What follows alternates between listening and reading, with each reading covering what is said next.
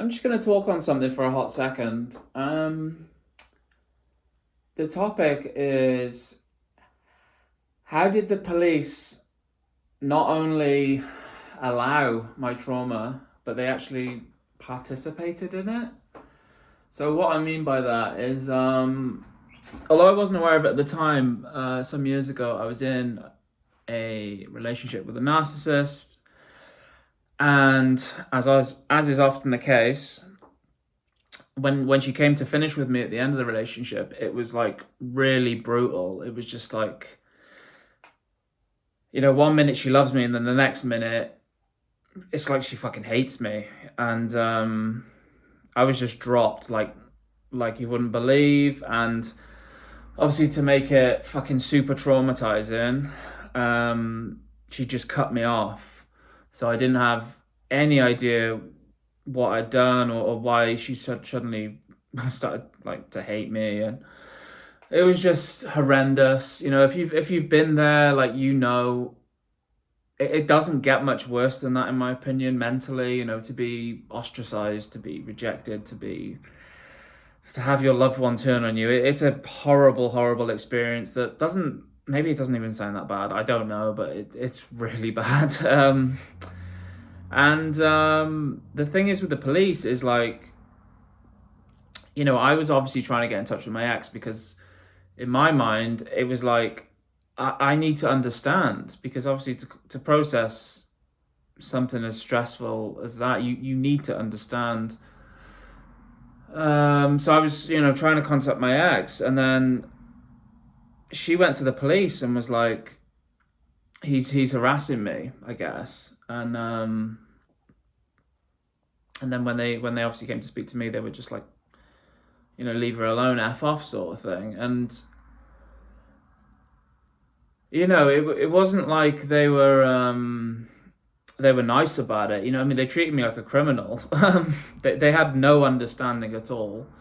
I literally remember, like, the officer saying to me, she was like, she doesn't owe you an explanation, because obviously I was being literally tortured mentally. And yeah, it was like they were like compounding what was happening, and they actually like joined her side, obviously, because they were like, she doesn't want to speak to you, tough shit, sort of thing. And it was like, obviously looking back now, I know and understand a lot more about what was going on and why it was happening. But at the time, I couldn't explain it. But it wasn't like the officers, got me any support. I was obviously struggling a lot, and they just treated it as if it was completely normal. As if, cutting someone off at the end of a relationship was normal.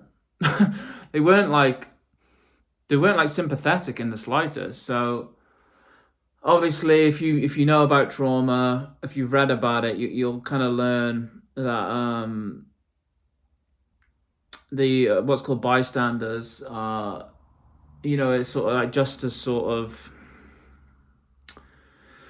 guilty, if you like, as your actual abuser. And the police were certainly that for me. They were a bystander. There was someone who were aware, or should have been aware, of what was going on, and they weren't. And I just wanted to explain that, because I just know there'll be people out there who have had similar experiences where they probably think, why does that bother me so much? But it's just the lack of justice, the lack of understanding, the lack of awareness, the lack of care, the lack of just about everything. But yeah, it was really painful, that, guys. I'm not gonna lie. But again, just wanted to put this out there, just because it's one of those things, like, you never really, a lot of this stuff in regards to the abuse and the trauma, it's probably out there, and my video will probably be the same. It'll probably just fall to the bottom of the pile, unfortunately. But I just think that when you look for information on trauma and abuse, a lot of it is from like influencer type people, and it just doesn't really land, because it's not like from the front line, if you get my gist. But yeah, that's it.